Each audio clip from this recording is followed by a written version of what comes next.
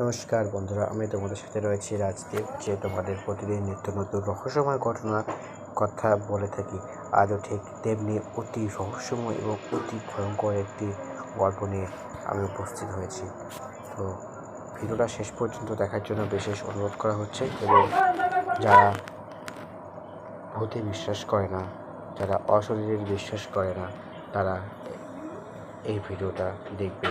আর যারা বিশ্বাস করে তারা ভিডিওটি দেখবে না, কারণ এই ভিডিওটা দেখার পর তারা তাদেরকে নিজেদেরকে ঠিক রাখতে পারবে না।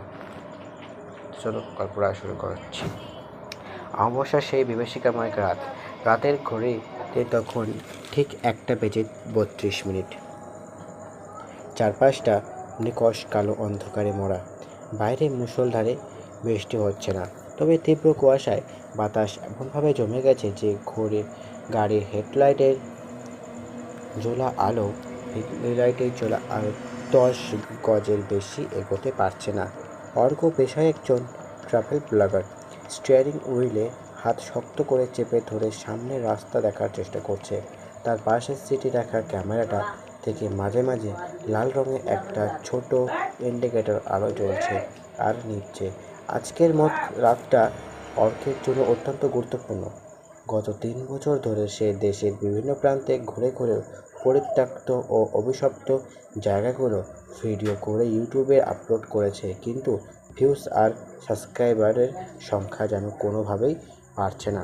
ঠিক সেই মুহূর্তে সোশ্যাল মিডিয়ায় একটা গুজব ছড়িয়ে পড়ে। পশ্চিমবঙ্গে প্রাচীন নদিয়া ও মুর্শিদাবাদ সীমান্তে এক আজপাড়া গায়ে অবস্থিত লালকুঠির সম্পর্কে স্থানীয়দের মুখে মুখে ফেরা প্রবাদ যে ওই কুঠিরতে নাকি সূর্য ডোবার পর যে পা রেখেছে সে তার জীবিত অবস্থায় সূর্যোদয় দেখেনি।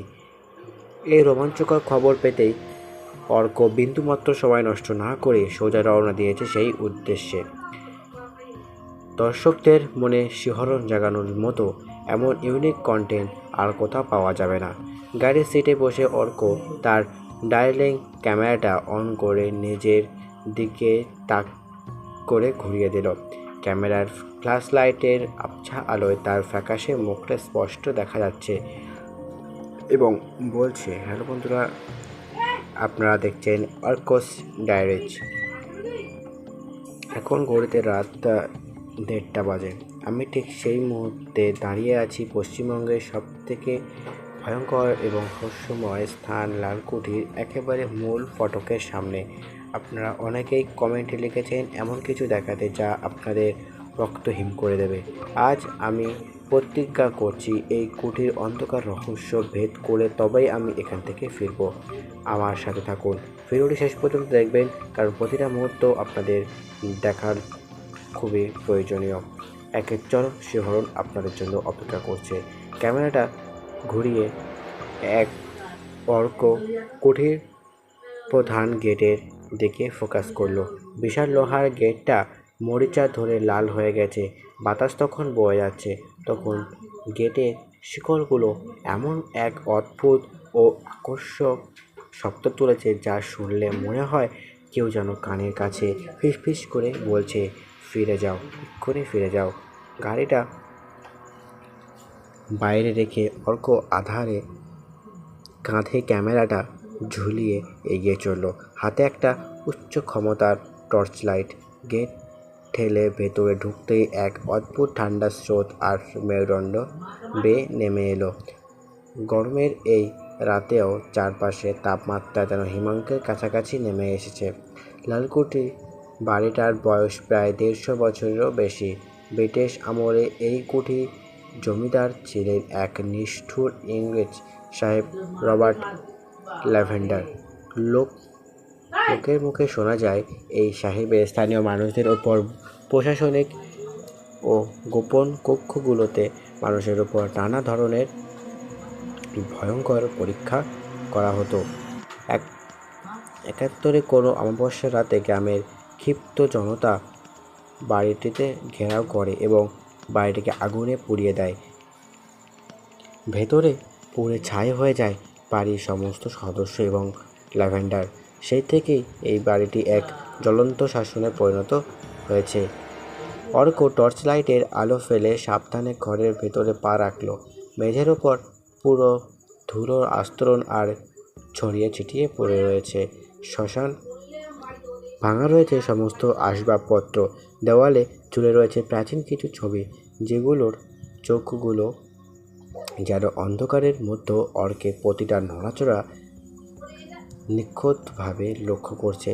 অর্ক ক্যামেরাটা অন রেখেই ভয়ে কাঁপতে কাঁপতে বলতে শুরু করলো, বন্ধুরা, আপনারা খেয়াল করছেন কি না জানি না, আমার হাত মারাত্মকভাবে কাঁপছে। এখানে ভেতরে ঢোকার পর থেকেই মনে হচ্ছে কেউ যেন আমার পেছনে হেঁটে আসছে। আমি যখনই পেছনে তাকাচ্ছি কিছু দেখতে পাচ্ছি না, কিছু শুনতে পাচ্ছি না, কিন্তু বাতাসের মধ্যে একটা অদ্ভুত লাশের গন্ধ ভেসে আসছে। হঠাৎ করে নিস্তব্ধতা ভেঙে একটা বিকট শব্দ হলো, কটমট ঠাস। অর্ক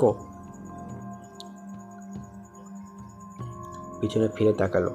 দেওয়াল দোতলার ওঠার কাঠের সিঁড়ি থেকে একটা ভারী কাঠের টুকরো খসে পড়েছে ঠিক তার পায়ের কাছে। কোনো যুক্তিতেই এটা হওয়ার কথা নয়, অথচ সিঁড়ির ওপরে অন্ধকার থেকে ভেসে এলো মৃদু এক নুয়ে পড়ার শব্দ। কেউ যেন খালি পায়ে ভারী চাদর টেনে হেঁটে বেড়াচ্ছে। দর্শকদের ধরে রাখার জন্য অর্ক এবার ক্যামেরাটা দোতলার সিঁড়ির দিকে তাক করলো। তার হৃদস্পন্দন তখন প্রতি মিনিটে 120 ছাড়িয়ে গেছে। ভয়ে গলা শুকিয়ে কাঠ, কিন্তু ইউটিউবের মিলিয়ন ভিউজের নেশায় তাকে তার পেছনে ফিরে দিচ্ছে না। সে আস্তে আস্তে সিঁড়ি বেয়ে ওপরে উঠতে শুরু করলো। কাঠের প্রতিটা ধাপ ফেলতেই ক্যাচ করে শব্দ হচ্ছে। দোতলার করিডোরটা আরও বেশি অন্ধকার।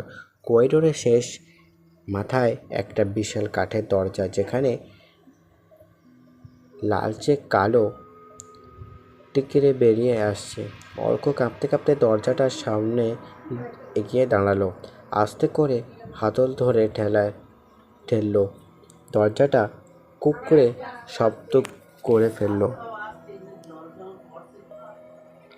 ভেতরের দৃশ্য দেখে অর্কর মুখের ভাষা হারিয়ে গেল। সে আক্ষরিক অর্থেই পাথর হয়ে গেল।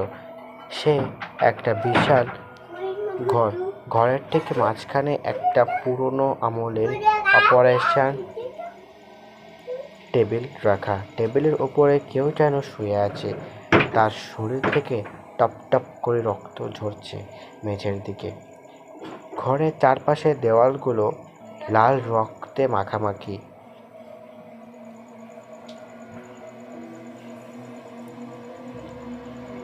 আর টেবিলের পাশে পিঠ ফিরিয়ে দাঁড়িয়ে আছে লাল লম্বা একটা ছায়ামূর্তি, পরনে ব্রিটিশ আমলের কোট।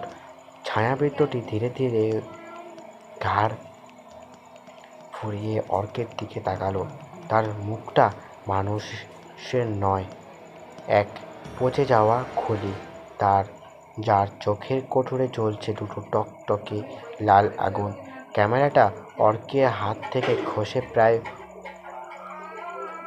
পড়ে যাচ্ছিল, কিন্তু সে কোনো মতে সেটা ধরে ফেলল। তার মুখ দিয়ে কোনো শব্দ বের হচ্ছে না। ছায়ামূর্তিটি গম্ভীর ও ভারী গলায় বলে উঠল, বহু বছর ধরে আমরা এই অন্ধকার ঘরে কেউ শিকার হিসেবে এলো না। তুই তোর দর্শকদের দেখাতে চেয়েছিলি, দেখ এবার ওদেরকেও আমাদের সঙ্গে এখানে থাকতে হবে। মূর্তিটা বিদ্যুৎ গতিতে অর্কের দিকে এগিয়ে এলো। অর্ক আর এক মুহূর্ত অপেক্ষা না করে উল্টো দিকে দৌড় দিল। নিচে নামার সময় সিঁড়িতে হোঁচট খেয়ে সে গড়িয়ে নিচে পড়ে গেল। ক্যামেরাটা ছিটকে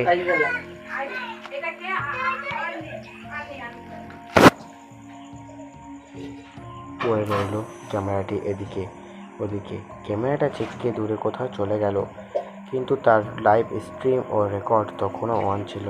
অর্ক কোনো মতে হাত করে দিয়ে কুটির বাইরে বেরিয়ে এসে তার গাড়িতে উঠে বসলো। গাড়ির ইঞ্জিন স্টার্ট দিয়ে সে তীব্র গতিতে গাড়ি ছোটালো হাইওয়ের দিকে। কাঁপতে কাঁপতে সে আয়নায় নিজের মুখ দিকে তাকালো, কিন্তু তখনই তার সমস্ত রক্ত হিম হয়ে গেল। গাড়ির পেছনের সিটে বসে রয়েছে সেই মূর্তিটি, যে কিনা ব্রিটিশ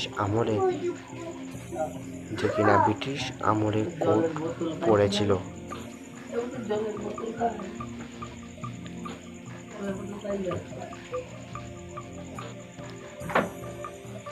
তারপর হঠাৎই অর্ক ব্যালেন্স হারিয়ে যায় এবং তার গাড়িটি একটি পুরনো ভাঙা পোলে গুঁতো খায়, ধাক্কা লাগার পর অর্ক সেখানেই মৃত্যু ঘটে এবং সেই লাল কুটিতে সদস্য হয়ে রয়ে গেল অর্ক। এই করে আজকে এই রহস্যময় গল্পটি শেষ হলো। দেখা হচ্ছে পরে কোন রহস্যময় গল্পের সাথে। তখন পর্যন্ত শুরু করে থাকবেন, ভালো থাকবেন এবং আমাদের সাথে আমাদের এই পরিবারে সদস্য হয়ে থাকার জন্য বিশেষ অনুরোধ করা হচ্ছে। ভিডিওটি ভালো লাগলে একটি লাইক করবেন এবং ভিডিওটি যদি কোনো রকম ভুল ভ্রান্তি করে থাকে আমাদের ক্ষমা করে দেবেন। তো দেখা হচ্ছে পরের কোনো রহস্যময় ভিডিওর সাথে।